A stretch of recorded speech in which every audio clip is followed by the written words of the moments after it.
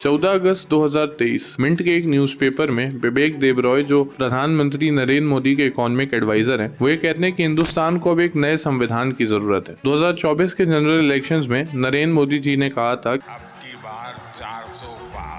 और ऑपोजिशन ने एक नैरेटिव शुरू किया कि अगर ये 400 पार कर जाते हैं तो एक नया संविधान अपनाया जाएगा, इस संविधान को बदल दिया जाएगा। अभी फिलहाल 2025 लगभग खत्म होने वाला है, लेकिन अभी भी एनडीए सरकार की तरफ से कोई भी ऐसा मेजर स्टेप देखने नहीं मिला है जिससे ये लगे कि संविधान को बदलने की कोशिश की जा रही है। ये जो नैरेटिव है ऑपोजिशन का, वो भी धीरे धीरे डाई डाउन करता जा रहा है। लेकिन ऐसा भी नहीं है कि आज से पहले इतिहास में कभी कहीं भी संविधान को बदला ना गया हो। ये कहना गलत होगा, क्योंकि ऐसे कई देश रहे हैं जहां पर एक स्ट्रगल हुआ है जिसके बाद संविधान को बदला गया, एक नए सिरे से नया संविधान अपनाया गया है। भारत के अंदर भी एक प्रधानमंत्री हुए हैं जिन्होंने ये कोशिश की है कि संविधान में कुछ मेजर चेंजेस किए जाएं, एक तरीके से एक नया संविधान बनाने की कोशिश भी की गई है। लेकिन वो कौन है वो मैं आपको आगे बताऊंगा। भारत का जो इतिहास है वो कई कल्चर्स, कई फिलोसफीज और कई सिविलाइजेशन से भरा हुआ है। अगर हम देखें तो वेस्ट में जब डेमोक्रेसी की शुरुआत हुई थी, उसके कई सदियों पहले हिंदुस्तान में डेमोक्रेसी फल फूल रही थी। 1500 सी के अराउंड जो वैदिक पीरियड हुआ करता था, उसमें हमें सभा और समिति जैसी काउंसिल्स देखने के लिए मिलती हैं, जिसमें सोसाइटी के जो इंटेलेक्चुअल्स और वाइज लोग हुआ करते थे वो मिलकर सोसाइटी के लिए डेमोक्रेटिकली फैसले लेते हुए नजर आते हैं। साथ ही अगर हम बात करें तो इंडिया के जो कॉन्स्टिट्यूशनल वैल्यूज और फिलोसफीज हैं, बीट सोशलिज्म, डेमोक्रेसी और सेक्युलरिज्म, ये सारी चीजें जो है वो ऑलरेडी एग्जिस्ट कर रही थी सोसाइटी में बहुत पहले से। ऐसा नहीं है कि कॉन्स्टिट्यूशन में ये चीज लिखी गई है सिर्फ इसलिए यहाँ पर ये चीज देखने के लिए मिलती है, बल्कि it is the other way around. ये चीजें ऑलरेडी भारत की बुनियाद हैं, उसकी नींव है, जिसकी वजह से ये चीजें कॉन्स्टिट्यूशन में लिखी गई हैं।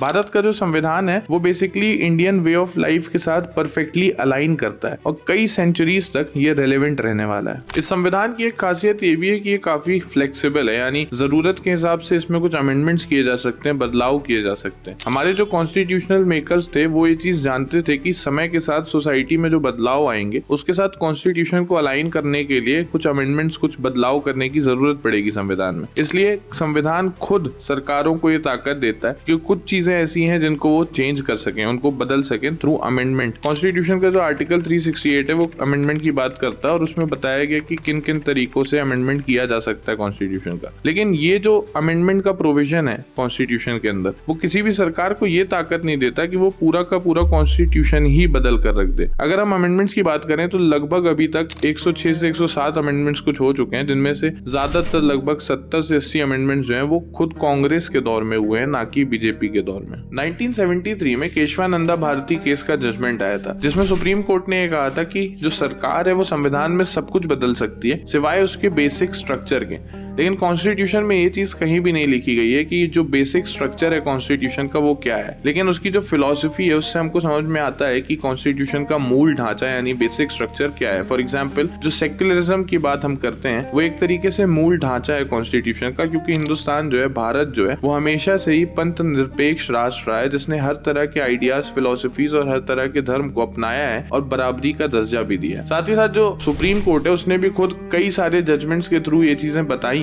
कि कौन सी चीजें बेसिक स्ट्रक्चर के अंडर फॉल करती हैं। लेकिन इंडिया में तो जो बेसिक स्ट्रक्चर डॉक्ट्रिन है उसने कॉन्स्टिट्यूशन को अभी तक बचाए रखा है, हमारे फंडामेंटल राइट्स को बचाए रखा है। बाकी कई देश ऐसे भी थे जो इस मामले में इतने लकी नहीं थे। साल था 1996। साउथ अफ्रीका में कई सालों से रेशियल डिस्क्रिमिनेशन के खिलाफ एक स्ट्रगल चल रहा था, जो फाइनली एंड होता है और एक नया कॉन्स्टिट्यूशन तैयार होता है जिसको अपनाया जाता है, जो रेशियल डिस्क्रिमिनेशन को कंप्लीटली खत्म करता है और एक प्रोग्रेसिव कॉन्स्टिट्यूशन बनकर सामने आता है, जिसमें साउथ अफ्रीका में ह्यूमन राइट्स को रिकॉग्नाइज किया जाता है। अगर हम कुछ साल पीछे जाते हैं और 1947 में सेकेंड वर्ल्ड वॉर के बाद देखते हैं तो जापान का जो पुराना कॉन्स्टिट्यूशन था, जो मिलिट्री को बहुत ज्यादा पावर देता था, उसको हटाया जाता है और एक नया कॉन्स्टिट्यूशन अपनाया जाता है जो डेमोक्रेसी को ज्यादा प्रमोट करता है और डिक्टेटरशिप के अगेंस्ट जाता है। 1949 में सेकेंड वर्ल्ड वॉर के बाद ही जो जर्मनी का वीमर कॉन्स्टिट्यूशन है उसको बदला जाता है, जो डिक्टेटरशिप को प्रमोट करता था और डिक्टेटरशिप के against basic laws establish establish किए जाते हैं जो कि एक तरीके से डेमोक्रेसी को सेफगार्ड और प्रमोट करने का काम करते हैं। 2015 में नेपाल में सिविल वॉर के बाद एक नया कॉन्स्टिट्यूशन अडॉप्ट किया जाता है जो इक्वालिटी की बात करता है, इक्वालिटी को प्रमोट करता है, डेमोक्रेसी और सेक्युलरिज्म को प्रमोट करता है। इसके अलावा चिली, इराक, रवांडा, कीनिया, तुनिशिया ऐसे कई देश हुए हैं जहां पर स्ट्रगल्स के बाद, सिविल वॉर्स और वॉर्स के बाद, ऐसे कई इवेंट्स के बाद कॉन्स्टिट्यूशन को बदला गया। हमने जब इन सभी केसेस को स्टडी किया तो हमें समझ में आया कि जहां कहीं पर भी कॉन्स्टिट्यूशन कंप्लीटली चेंज हुआ है वहां पर दो चीजें हमेशा कॉमन देखी गई है। पहला तो ये कि वहां पर कोई ना कोई स्ट्रगल, वॉर, सिविल वॉर या कुछ इस तरह के अनस्टेबल से इवेंट्स हुए, या फिर दूसरी चीज ये कि वहां पर ऑलरेडी डिक्टेटरशिप मौजूद थी जिसको हटाने के लिए कोई ना कोई स्ट्रगल किया गया और डेमोक्रेसी को स्टेब्लिश करने के लिए एक नया कॉन्स्टिट्यूशन अडॉप्ट किया गया। अगर इंडिया की बात की जाए तो यहाँ पर अभी वो दोनों एलिमेंट्स मौजूद नहीं है, लेकिन इस बात को भी डिनाई नहीं किया जा सकता कि पहले भी और अभी भी हिंदुस्तान में ऐसी सिचुएशन क्रिएट करने की कोशिश की गई है जहां पर डेमोक्रेसी को अंडरमाइन किया जा सके, और डिक्टेटरशिप की तरफ एक स्लाइट मूवमेंट तो पहले भी देखा जा चुका है और अभी भी कभी ना कभी ऐसी चीजें देखने के लिए मिलती हैं, पॉइंट आउट की जाती हैं। हाल ही में सरकार ने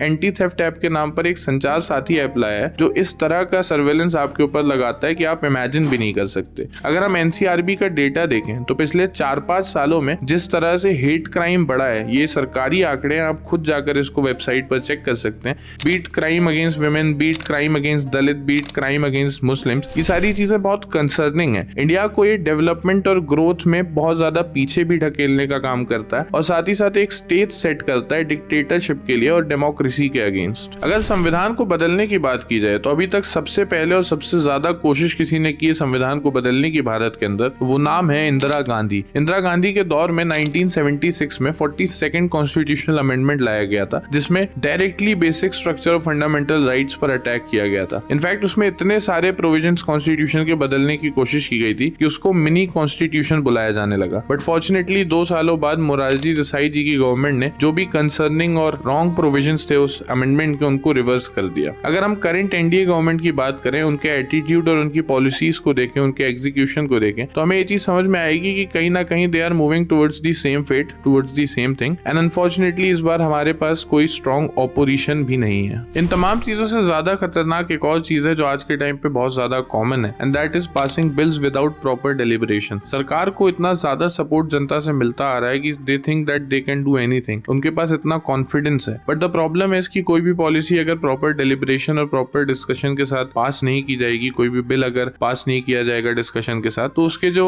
एग्जीक्यूशन लेवल है वहां पर बहुत सारी प्रॉब्लम्स देखने के लिए मिल सकती हैं। फॉर एग्जाम्पल अगर हम इंडिया की बात करें तो रिसेंट में E20 की पॉलिसी हो या फिर मेक इन इंडिया का जो हमारा पॉलिसी था, ये सारी चीजें एग्जीक्यूशन लेवल पर फेल होती हुई नजर आती हैं। द रीजन इज सिंपल, हमने इनके कॉन्सिक्वेंसेस को कभी भी पहले से प्रिडिक्ट नहीं किया, अच्छे से समझा नहीं और फॉर्मुलेट नहीं किया कि क्या हो सकते हैं इनके कॉन्सिक्वेंसेस। एट द एंड अगर हम कोई भी पॉलिसी, कोई भी फ्रेमवर्क, कोई भी लॉ बिना डिलिब्रेशन और बिना डिस्कशन के पास करते हैं, then it will definitely do more harm than good. Overall the constitution is self sustaining, उसको कोई इस तरीके से बदल नहीं सकता, कोई इस तरीके से खत्म नहीं कर सकता। लेकिन अगर डेलिबरेटली देश के अंदर ऐसी सिचुएशन, ऐसे हालात बनाए जाएं जहां पर एक इंस्टेबिलिटी कॉन्स्टेंटली देश के अंदर बनी रहे, टेंशंस बढ़ती रहे, डिस्क्रिमिनेशन बढ़ता रहे और डिफरेंसेस जो है वो बढ़ते रहे, तो हमें और आपको कभी ना कभी हो सकता है ऐसी सिचुएशन भी देखने मिले जहां पर ऐसी कोई चीज हो जाए जो हम एक्सपेक्ट भी नहीं करते और हम चाहते भी नहीं है कि हो, like changing the constitution. But the point is कि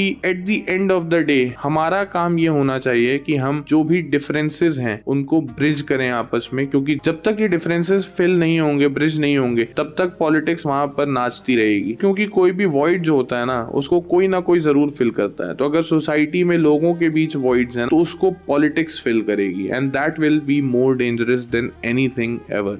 Thank you so much for watching the video.